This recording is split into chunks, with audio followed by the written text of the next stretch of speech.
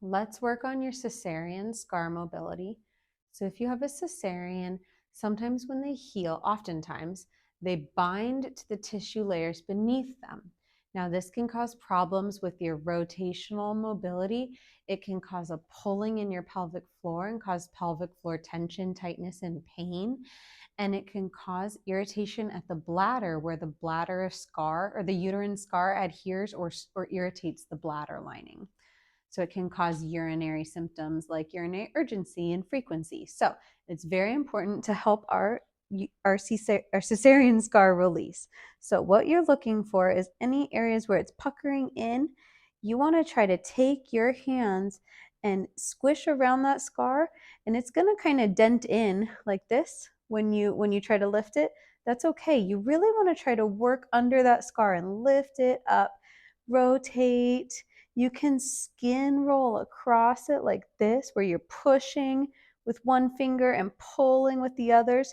You're really trying to break up the layers and lift it off.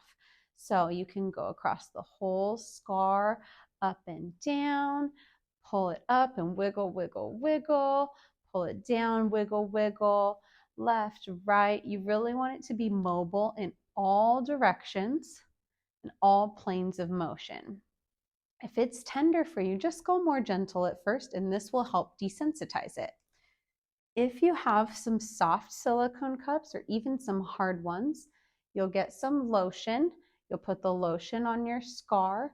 You'll put your cup over the scar, suction it down, and you can use the cup back and forth against or on the scar and work on the scar mobility with your cup. And that can go fast, it can go slow, it can just sit there while you breathe. Any way you do it, it's very important to get the scar mobility back. It will also help the appearance of the scar, though that is not my main concern as a pelvic floor physical therapist.